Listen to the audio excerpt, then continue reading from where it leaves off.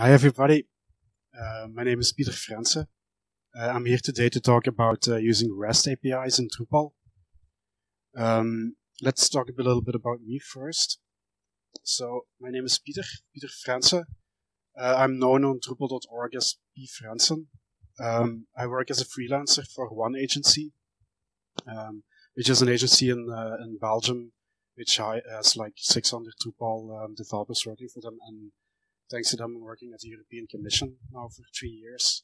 So I'm there to roll out Drupal 8 platforms for their websites. We have around like 170 Drupal websites running internally. REST. Hi, welcome. You haven't missed anything yet. Okay, I'm going to talk a little bit about what REST actually is. So REST is an acronym. It stands for Representational State Transfer. What's actually quite interesting is that it was developed in 2000, which is not that long ago, by a person called Roy Fielding as his actual university dissertation. So he was a student. He wrote this like revolutionary system, which like completely transformed the web. So what is it? It's a software architecture. It's based on resources. So you can access data directly by going to the address of a certain data type. The communication goes over HTTP, which is like the internet protocol which we all know and love. And yeah, as I said, it was introduced only in 2000 by Roy Fielding. So, and by the way, my slides are available as a PDF on Twitter. So if you want to because I have some resources in here if you want to look at them. Also, you can read the dissertation, the original one, which has the whole information available in it. It's quite interesting. So, why would you use REST? It's a standard CRUD implementation. So we have data. We want to work with data on a remote server. And we have the full CRUD implementation available. So we can create data, we can read existing data, we can update existing data, and we can delete data over HTTP. I will see that in a minute. It's very easy to use. So REST, because it's actually you're just visiting web links to do all your actions. It's very natural to us as web developers, so it's really easy. It's also very, very widely supported. I'm saying here, so it's built into popular JavaScript frameworks, but there isn't a language, I think, that's popular now that doesn't have a REST implementation.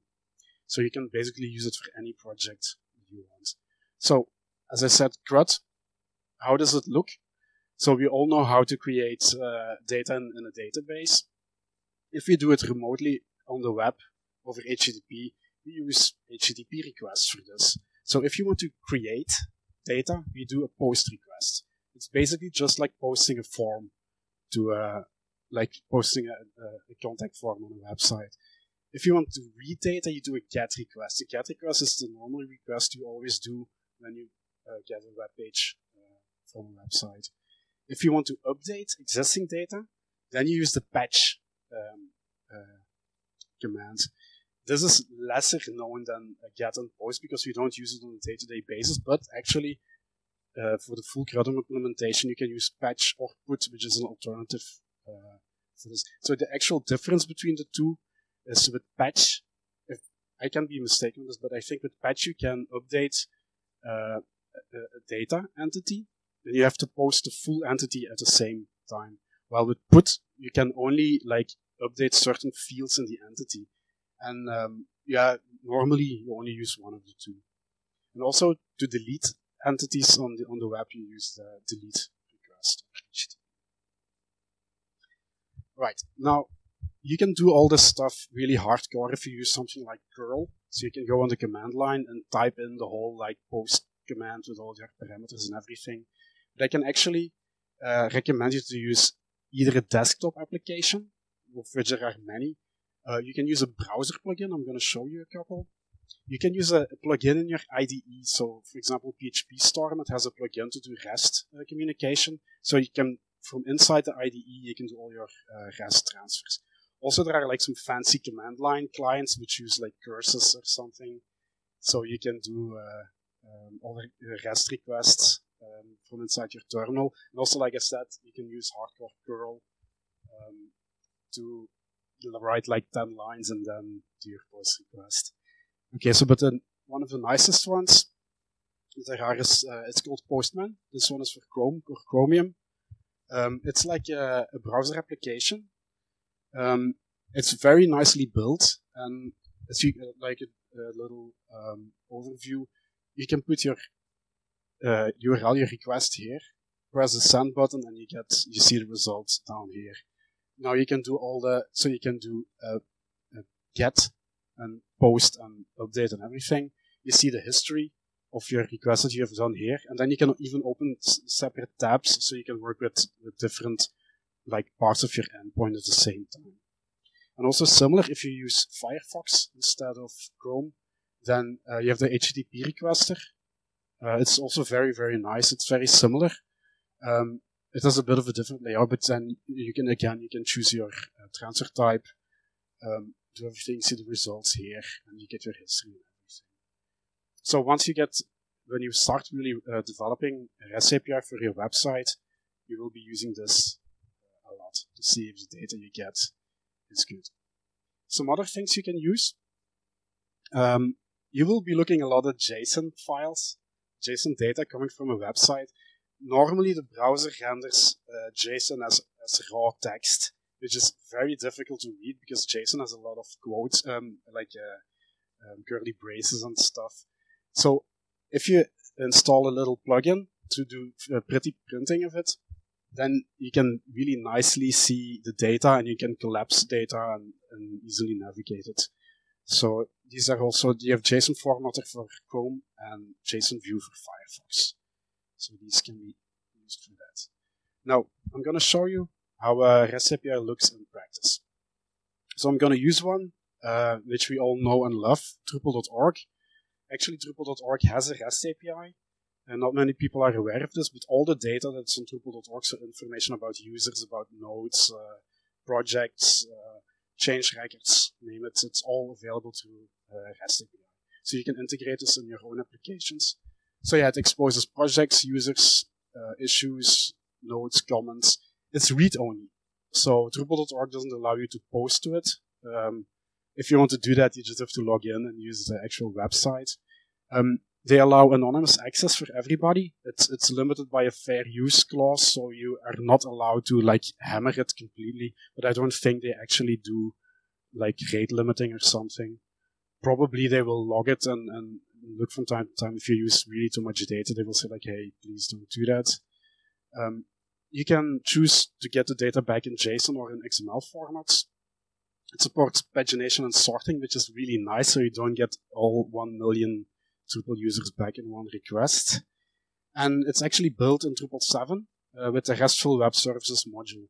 So the Drupal.org runs on Drupal 7. They have used this popular module to build that. So let's have a look how what it looks like. This is a request. So if I click this, then we will see the JSON data as it comes back from. Yeah, okay. So I have the pretty printer on. Wait, let me go back and give a little bit of explanation about what we're actually requesting. So I'm going to drupal.org/API-D7, which is the endpoint, as they call it. It's like the starting point where all the web requests will be handled. Then I'm asking user data in JSON format. So I'm going to user.json, and then as query parameters, I'm going to filter. I'm going to filter by the country. So I'm saying field_country equals Belgium.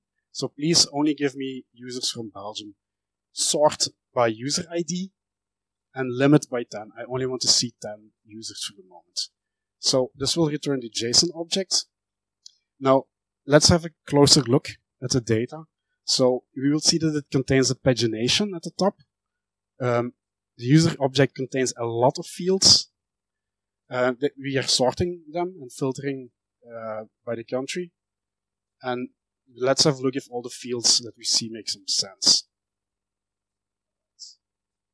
So here's the data again. So because I'm sorting by Belgium, I'm also from Belgium, by the way, and we order by user ID. The first user is Dries Buitaert, who's also from Belgium. Now we have a lot of, so at the very top, you don't see it so well because it's cut off at the edge, but it says the first, the next and the last links of the pagination. So these translate to like the previous and next buttons that you see if you look at data in a normal website. So you can always link and you can get the next result set back by following these links. So you see at the end it says like page is 0 for the current page, page is 1 for the next page, and so you can like continue on to all the pages. And then we have a whole bunch of fields. You see like field user geolocation, industries worked in, contributed mentors. Yeah, like some of these you recognize from seeing on the profile pages on Drupal.org. There's also some stuff here that you see like OG membership 1, 2, and 3, OG user node, OG membership 1. It's like it's exposing all the data that they have in the database on the user object. And not all of this is like extremely useful because I can imagine that some of these fields are there for like historical reasons, but this data is not actually being used because I've been like trawling through the data and like it's never been filled in. So it looks to me like they could do some effort there to clean up the data and provide like a better result set back, a bit more compact with useful stuff in there. But yeah, anyway, so we had a look at some. That's how a REST API call looks. All right. So if we want to build this ourselves, so what do we do? First of all, I'm going to talk why I use Drupal for this. Because there are many ways to expose your data. Why is Drupal a good fit? How to design a REST API. I'm going to spend some time on this because I think it's quite important that you make a future-proof design. Which are the different modules you can use in your website for REST. And finally, how to create REST endpoints programmatically in code. Also, there is a section about headless Drupal, but I'm going to skip this because the next session is going to talk an hour about this. It's going to be pretty interesting, I think. So they can go a bit more in depth. So why use Drupal? First of all, Drupal allows you to provide a REST API without doing any custom coding. So you can use one of the modules, click it all together. You can have like a site builder do it, even like a marketing expert. That's a really good, that's a really strong point here. So you don't have to waste developer time on this. Of course, you can do it in code as well. If you're a developer, it's very powerful and very easy to do. Now, Drupal also, I call it, has a very powerful data modeling UI, which is like the node types. We can add fields to nodes. We can add relationships between data with entity references. It's like you can build up really complex data models easily in Drupal by just clicking in the UI. Also, Drupal provides versioning. So you can have multiple versions of the same content and they're all linked. So you can say like, okay, this is the latest version of our document, but if you want to see historical changes, I mean, you can expose all that stuff through the API. It has caching built in, really, really powerful caching in Drupal 8 now. It supports pagination. It even has some nifty stuff like flood control. It's like many people are not even aware of this, but Drupal core has flood control built in, so you can limit the amount of requests that certain users can do in a certain time frame. You can sort, you can filter using views, for example, and also it has really nice content authoring tools. I mean, Drupal is a CMS that does content management really well. So these are all very, very good points on why Drupal is a good fit. All right, so let's get to the nitty-gritty. So designing a REST API. So everything starts by defining your endpoint. Now, I think personally that a good start is to call your endpoint like API/version1. So API is very clear to like the GitHub generation that this is your REST API endpoint. And also, if you version it from the start, you call it version 1 at the start.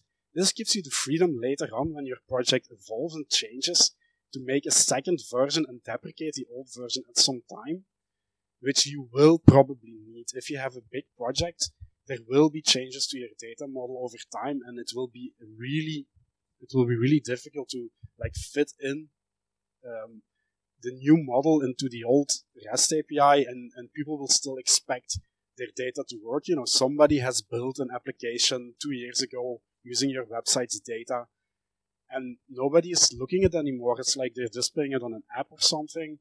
Everything goes really nice, and suddenly you change your data model, and yeah, what do they know? If you say like, okay, we have this version 1, so we're going to deprecate it in 3 months' time, and in the meantime, we have a new version, version 2, and you can start using that, and you can actually give people enough time to adapt their code to the new reality, and so you can continue working on it. And you can even decide like, okay, we keep this version 1 endpoint running for years, or like that's up to you and your resources. Alright, so let's say we have our API version 1, then you start talking about the data you want to expose. So in this example, I'm showing a list of books. So if you go to API/version1/books, then you get like the overview page of the REST API. You just get the list of all the books on the site, chronologically or by alphabetically or whatever you want. Then if somebody wants to get a specific book, information about a specific book more detailed, then you can do it like books/1-3, which is the ID of the book. Now, I chose here to call it books/1-3 and not book/1-3. Now, this is a personal decision. You can do both, but I think it's more logical because people tend to go up from the URLs that they get. So they might be quite deep into a URL, and then they delete some stuff, and then they end up at API version 1/book, which doesn't exist because your base page is called books. I think this makes more sense to me. Actually, in Drupal core, they do it not this way. Like the node path is node/1-3 and not nodes. But I think for my REST APIs, because I have control over this, how this is done, I like to do it like that. So if you do GET requests to those, then we get the data. Now, we can reuse the same paths to alter the data. So we can get the list of books from get API version 1 books, but if we then do a post to that, then we can create a new book, right? So we create a new book, we pass all the data, like the title of the book, the publication date, everything, and then it will create a new entry. And the same if we want to update an existing book, then we can, we have this book 1-3 on that same URL. If we do a patch request there, we will update the book. If we have the rights to do this, of course. If you're logged in as a user, as an administrator, and has the rights to update a book, we can do so. And exactly the same for deleting one. If we don't need one anymore, we have an app for the administrators to work with the books. We send a delete request there, it will just delete it from the database. Great. Now, this looks exactly the same. Okay, so now we can go a little bit deeper. So, we have our book entity, and in our book entity we have an entity relation, entity reference with chapters. So we can do exactly the same thing now. Of this book 1-3, can I get a list of the chapters? Then you go to API version 1 books 1-3/chapters. If you want to get an individual chapter information, you can go to chapters 4, 5, 6. The same now we can do post request, patch, and delete. And you can keep going like this. You know, if you have a big data model of which a lot of stuff is depending on parent entities, and you can go as deep as you like to expose the data in detail. So, and this makes it all very clear. You know, it's like to the end user, they see. You could also call it like chapter 4, 5, 6 and omit the books 1-3 there, because it will get the same data anyway. But this makes it visually clear that it's actually depending on something, and people can go back up the tree to find like the parent data. Alright. Now, this is also something really nice. This like really opened my eyes at some point when I was researching this for the first time. I was always using HTTP responses. You know, I was really familiar with 200 and 404, 403, But then again, like, there are a lot of these different HTTP responses, and they all have a certain meaning. If you use the correct one, you actually communicate the correct problem and the possible solution to your client. So, first of all, if you have a successful GET or PATCH request, then you send back 200 OK. So everything is fine. The request has been handled successfully. If you do a POST request, which was successful, then you return not a 200 OK, but a 201 created. That gives a little bit more information. Everything went fine and the entity has been created. If you do a delete, which was successful, then you post back a 204 no content, which means it went good and the content is now gone. If the data you receive is invalid, for example, you expect an entity reference with a number and they give you a title or something, then you can give back 400 bad request. If the user is not authenticated, then you give back 401 unauthorized. So they know that they have to authenticate on the website first. Now, if the user is actually authenticated, but they do not have the right to do what they ask, like I'm logged in as a normal user, I'm not allowed to delete any books, then you give back 401 forbidden. This actually tells them, I know who you are, your username and password are correct, but you don't have the permission to do this, so you get back 403. If they ask a non-existing or like something that is moved, then it's a 404, very well known. 405 method not allowed is a very specific one, so the user is successfully authenticated, but they use the wrong HTTP method. Say you don't even support updating the books through the website, so you don't support a patch, and they're trying to do a patch. It's like, hey, look, you might have the right permissions and everything, but we don't support this. So you say 405, this method is simply not allowed on this site. 410 gone. That's for if your API has been updated. So you're on version 2, and somebody still requests a version 1 after it has been deprecated, then you can say 410 gone. It means like this doesn't exist anymore. Goodbye. Then if there is a validation error that occurs while validating the data, so you get it. It works in Drupal exactly like posting a form on the site. So you go to all the validation handlers. If a validation error occurs, like a required field is missing or something like this, then you can post back 422 unpossessable entity. And then at the very bottom, I think it's the last one also on the slide, it says 429 too many requests. That's if they're posting too fast and you have some rate limiting effect. So you can tell them, hey, hold back for a few seconds before continuing. That's pretty interesting. Now, so the eternal question, do we give back JSON data or XML? Like sometime in the past it was really normal that all the REST data went over XML. Nowadays JSON is a bit more popular. Why? JSON is compact, it's easy to read, a lot easier than XML because it's not so verbose, and it's still reasonably hipster. It used to be very hipster to use JSON, but nowadays it's like we have YAML and we have TOML and other more fancy data formats, so the JSON still does the job really well. Now, XML also, if you have, like your client is IBM or something, then feel free to use it. They will love you for using XML. But for the rest, you will shoot yourself in the foot because you have to read through this endless data all the time. Right. Okay, now let's get down to how this actually is implemented in Drupal. So these are the modules that exist right now. There are probably some more, but these are like the popular ones that are used for handling REST in Drupal. First of all, RESTful Web Services Module. I will go through all of these in detail, by the way. That's a core module. It ships with core. REST UI is the user interface for that. That's like actually we have the HAL module, HTTP basic authentication. I'll go through all of them in detail. So, first of all, RESTful Web Services. As I said, it's in Drupal core. It depends on the serialization module. The reason for this serialization module allows to take an entity like a node or something and then turn it into a JSON object or an XML object containing all the data in a serialized string format. Now, RESTful Web Services in core doesn't have a user interface. Now, you might worry, how do I work with this? So, how you are expected to work with this is that you write the config directly into YAML files. It's quite easy, the format, but still, let's see in the next slide how a better way to do it.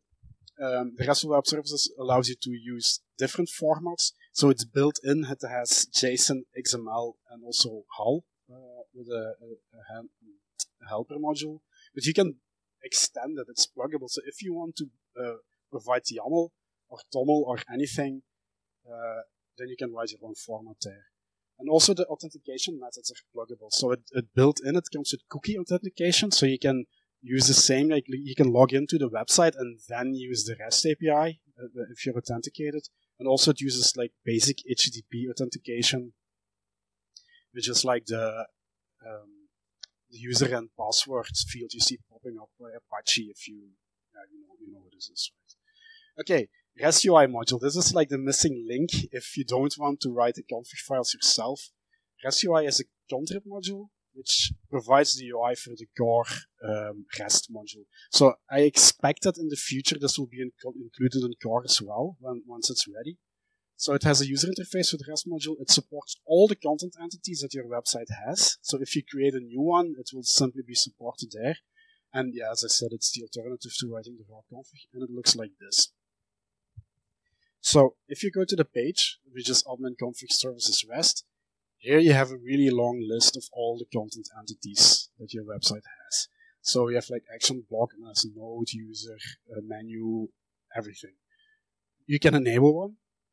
Then it gets an endpoint, which is, I haven't found how to configure it through the UI yet, so this is missing, I think, or maybe it's hidden to me. You can edit it, and then you can you can configure which users have permission to perform certain actions, like who can do a GET request, who can do a POST request. Do we give back JSON or XML? So you can configure everything granularly. It's quite nice. It also has the permissions, as you can see. So you can say, okay, we have content, which are nodes. So who can access, who can do a delete on a node? Only administrators. Who can do a GET request on nodes? Everybody. So you can actually configure it quite nicely with permissions, as we all know. All right, next module, HAL. It's very abstract. In the beginning, I had no idea what it was doing, so I turned it on and I couldn't see what was the difference. So I looked into it a little bit. HAL is a abbreviation for Hypertext Application Language. It adds additional formats. It's actually enhanced JSON. It adds some more metadata to the top of it. It provides location of itself and the relations of your data. And it also can describe embedded resources. Now I have some examples for this. So HAL puts this at the top of your request. At the very top, you will find a link to yourself. So it says _links, self, this is the request where you came from. Now you might think, what's the use for this? Why do I need to know? I just did this request, I know exactly where I'm coming from. But people export this data often into files. So you export it into a JSON file somewhere and you access it again, then it's very, very helpful to have the canonical resource where the data is coming from right at the top of the document. And it can help people out incredibly well. So I can really suggest everybody, if you use like the standard modules in Drupal, always enable the HAL module and make sure that this is output on your pages. Similarly, it provides the paging data that we saw at our example with Drupal.org. So we have the first page in the list, the previous page, the next page, and the last page. So we can provide, if we have this data and we want to provide a pager element to our users in our app, we can just get this data, plug it into the elements, and they can click it and page the data easily. And the format is similar, so it starts with _links and so on. So. And then lastly, embedded resources sounds really fancy, but what it actually does, it like dereferences the data that you link. Like a good example is you have a user profile, people are requesting the user profile, and they have a profile picture. And internally, this profile picture has the ID 123. So if you do like a image load in Drupal and you load with the ID 123, then you get the image. But that doesn't help our users to know that, okay, we have image number 123 here. So what it can do here is you can dereference it and actually provide a link to the actual image file where they can download the image. So instead of seeing like ID 123, they actually have like a link and they can click the link and get the image. So that's really good. And you can embed all kinds of resources like this. Right? Okay, that's for the whole module. Now, next one is the HTTP basic authentication. It's an alternative way to log in. It's one of the formats that's supported in Core. It's a very small module. I think it's like the smallest module that Core has. And it simply allows you to authenticate over basic authentication. So it will put this line in your header, in your request header, basic, and then a base 64 encoded version of your credentials. Now, this can be really trivially decoded. So you should only ever use this if you're working over HTTPS, because if you're on a HTTP connection, people can very easily sniff your data and get your user credentials from this. So be very careful if you use this, and never deploy this anywhere in production if it's not in HTTPS. But if not, if your connection is secure, then it's really, really helpful and easy, because you can just tell people, okay, here's your username and password, use basic authentication and log in. They don't need to do a request first to get a cookie and everything. So that's pretty nice. Now, views. Views is one of the REST modules in Core. This is my favorite one. If I build any REST interface in clicking, I will use views for it. So if you create a view, I can, even if you have some time left, I will demonstrate how easy it is. So if you create a view at the bottom, if you have the REST module enabled at least, if you don't have the REST module enabled, then you don't see this part. But if you have it, then you can just click here and say provide a REST export, and then you provide your endpoint here. So if you type API version 1 members newest, and you create a view for newest members, which shows users sorted by the newest first, then you can really trivially create your REST endpoint like this. You can, first of all, you can select the data. Let me demonstrate it.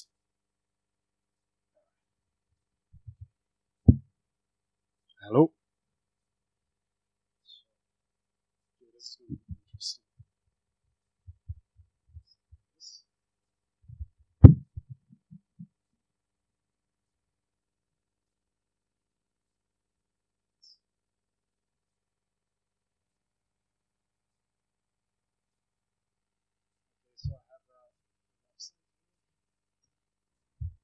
So I have just a Drupal core installation with views enabled.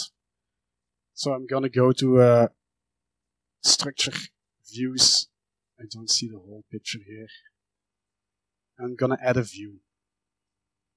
So I create a new view. I'll give it a name. Let's see if we can.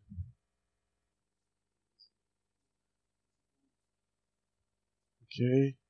So we call it newest members. Alright. So I'm going to show users.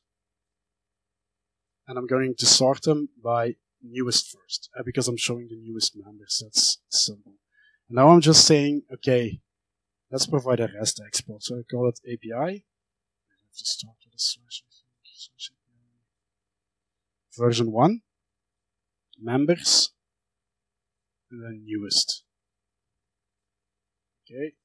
Save and edit. So I get views as usual. The first thing I'm going to do, okay, I already see that I shouldn't have started with a slash here because it's duplicating it. That's really helpful of them to show it like that. So I'm going to say, I'm going to put the access, yes, access to none. So everybody has access to this path. Now, here I can say, okay, I want to show the full entity data that we have, but this is not really interesting. Let me show you how this looks. So if I save this now, and I go to this path,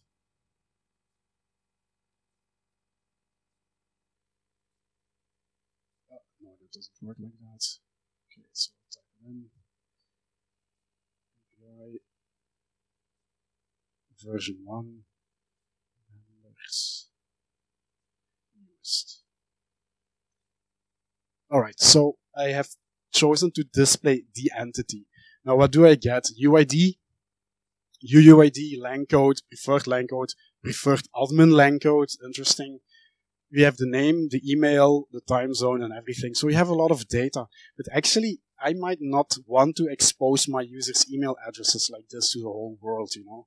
And I don't like this preferred admin lang code stuff. It's not useful. So I want to customize the REST data. And I can do this by, instead of showing the entity, I show fields. Okay. And now it says name. Why does it say name here? I'll call it username. Okay. It says name because here in the fields, the name field is exposed. So let's say I want to expose some other data. Let's say the created date, so I can see when the user has been created. Let's say the profile picture. What else? The user ID. No, not the UID, but the user ID. Yes. Alright. Okay. Okay, this is all the, you can always use the default data here, because actually these are the field formatters in views, but we're not going to use them. I'll show you in a second. Now I can actually even reorder the fields so they show up really nicely, because I'm like a perfectionist. I really love to, I think, okay, the user ID should be at the top right. Okay. Now in the field settings, what's quite important, so I give aliases to all of them, and now I say raw output. I click them on for all of these fields. Now what this will do is this will output the actual raw data from the database to the REST API. If I don't click this, then all the field formatters in views will start running, and they will actually output HTML. They will output formatted HTML. Like the username will be like a link to the user profile and everything, and that's not really what you want. So if you click on the raw output, and they will just like output the data as it is. Now you can use everything that Vue has now. Like you can, if you add fields here, and like you can compose fields of different fields and rewrite the output and stuff like that. You can use all that stuff to really tailor the output of your data. Okay, so let's finish this off. So created date. See, I'm not using the actual names, the same names. I'm using names that I think are more interesting for my end users of my REST API. Okay, so we have 4 things. I save my view. Yes, updated. And now if I refresh my page, you see that we have a really nice array of data. And this took me like 5 minutes to build. So I really, okay, yeah, these users don't have any pictures associated with them. But okay, I think this is really nice. You have full control. Okay. So let's get back to the presentation.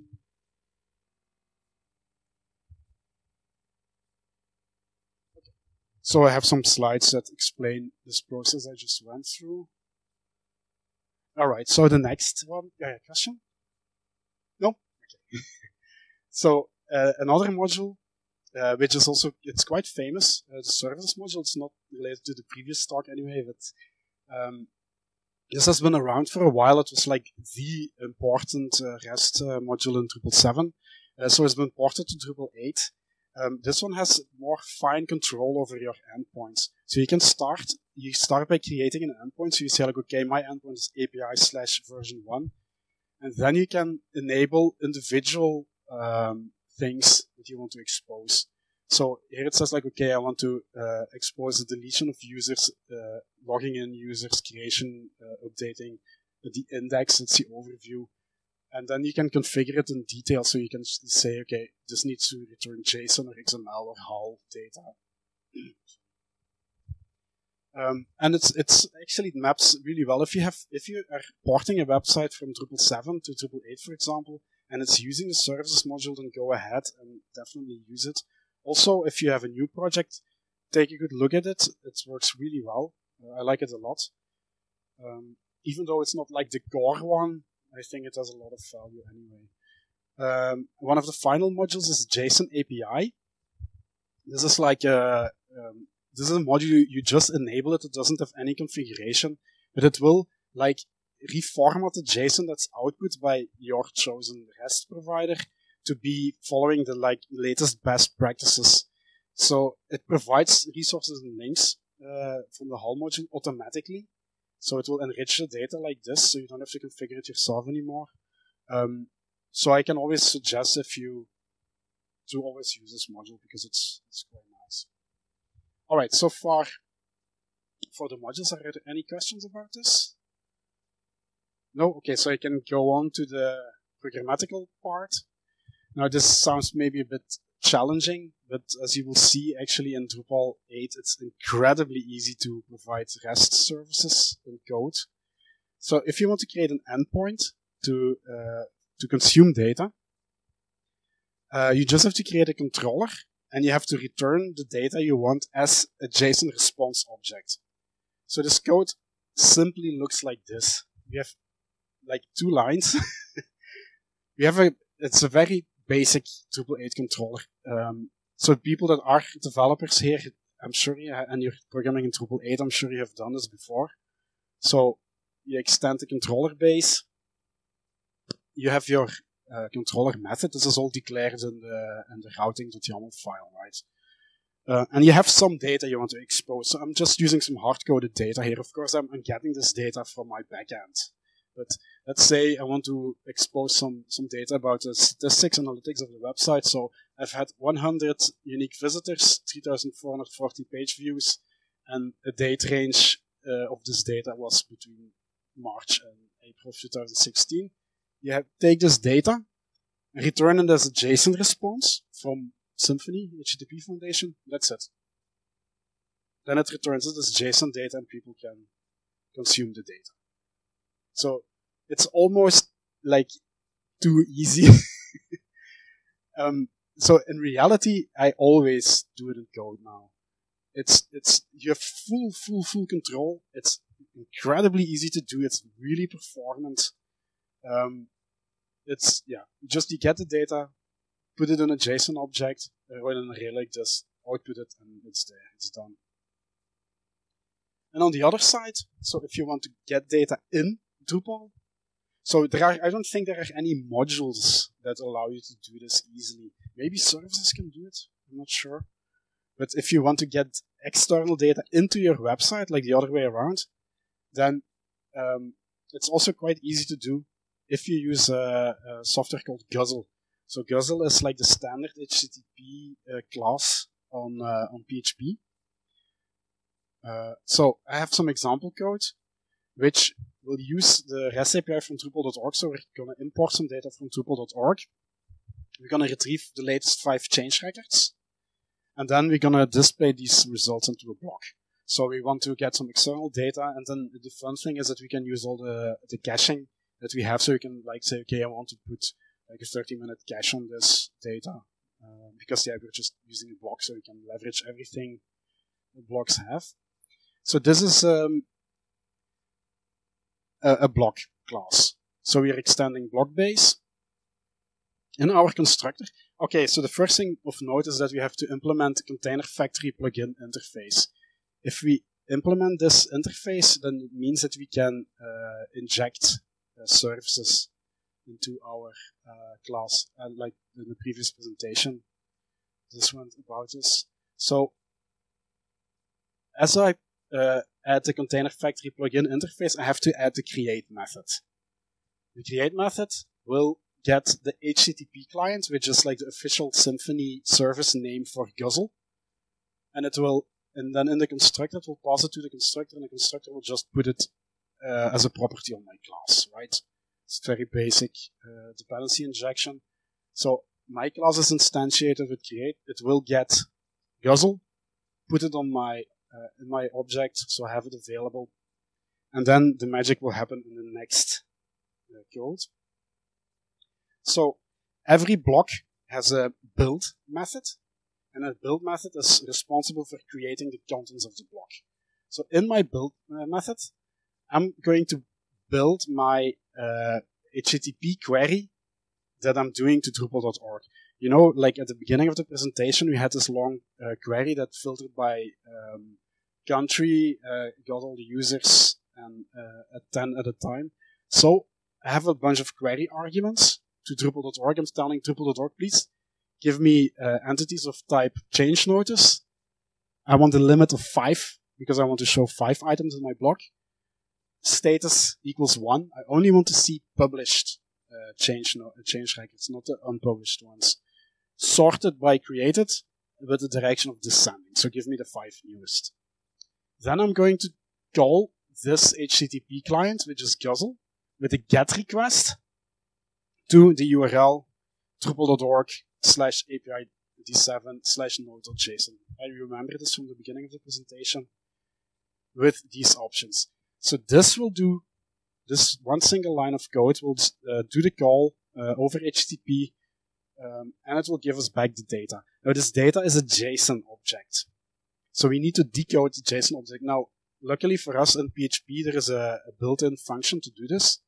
So we say our list of change records is JSON decode, get the body of the result. That's a Guzzle thing.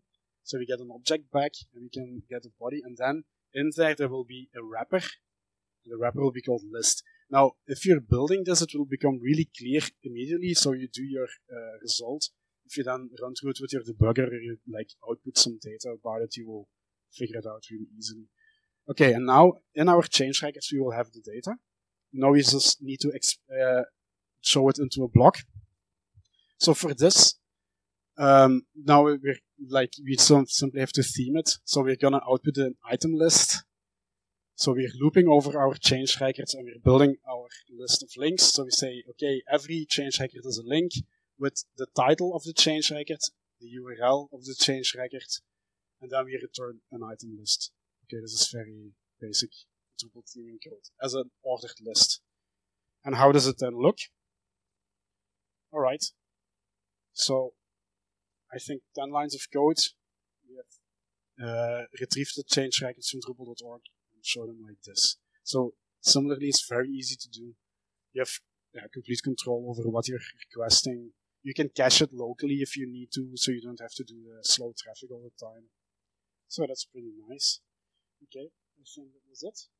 Okay, so there's one more advanced topic, which is quite interesting. So you get this data back from Guzzle as a simple JSON object, which is like a plain standard class object in Drupal, in PHP. And yeah, it's not really helpful. You know, in Drupal we have this entity modeling system, which is really nice. So what would be actually nicer is if we would create an entity type which is called change record in our website, which has all the fields that we need. So we have an actual entity. And okay, entities, their core functionality in Drupal, everything revolves around entities. So if you export this data as an entity inside your own project, then you can leverage everything that Drupal can do. So you can use it in views, you can use it in all the modules that support entities. You can cache it, you can do the importing and exporting yourself again, so you can mirror the data. And in order to do this, so you need a serialization module. I mentioned this in the beginning, so serialization is a dependency of the REST module in Drupal. Now let's have a look what this does behind the scenes. So let's say we create our change record entity.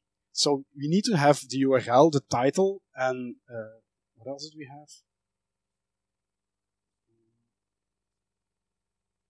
Only the URL and the title. So we make a very simple entity. Like you can use the Drupal console for that.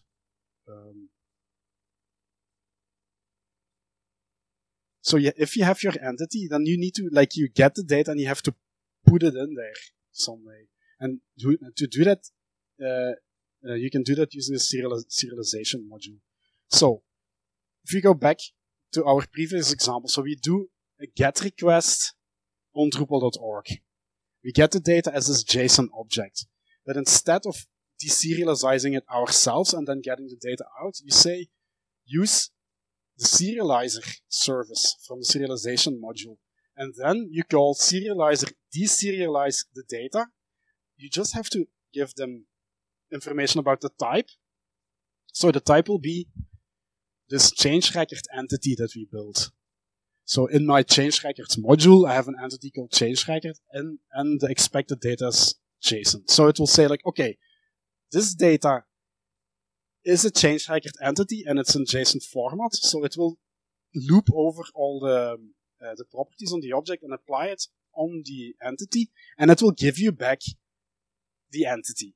So you can just save that entity, and you will have a perfect copy of the imported data as an entity in your own database. And then, I mean, it opens up the whole Drupal world for this data. So it's really, really helpful. 3 lines of code. So if you're serious about importing data from other sources, this will save you a lot of time in the long run if you do it like this. Does that sound good?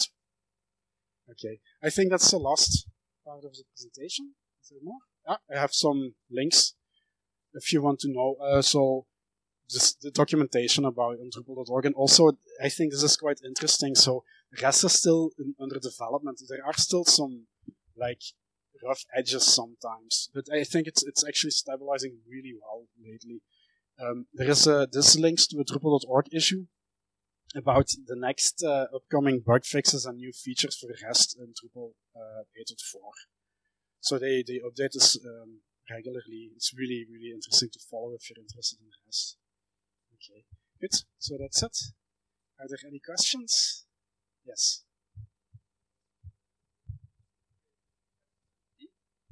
You created the custom entity, but if I create it in Drupal entity, it's programmatically imports possible or not? If you go to slides preview. Yeah. One. Next one. And you have this deserialize data, and you type the entity change record. It's possible to easily import data to Drupal from other source, yes. But the normal type, for example, node, using this method. Yes, absolutely. So you can create a node. Like I'm always using custom entities. Like I recently filed a bug in Drupal console and said like, hey, your software is not working if I don't have the node module enabled. So I actually have a project that doesn't have the node module enabled. But if you can use the node module, if you make a new node type and you just create fields for all the data you want to import. But yeah, they have to have the exact same names. So the machine names of the fields should be the same as the data you import. And then you can here say Drupal/node entity node, and then import the data, and you will get a node back. And then you just save the node, and then you will have a node in the database that contains the data from the external website. Okay, thank you very much.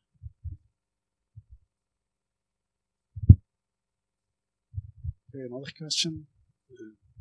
Can you configure the serializer to use some custom names? I think you can, but you'll have to look at it. I cannot say it for sure. Okay, thank you. Yeah. All right. Good. All right. Thanks for coming. I hope you have fun. I would say stick around for the next session, which is related.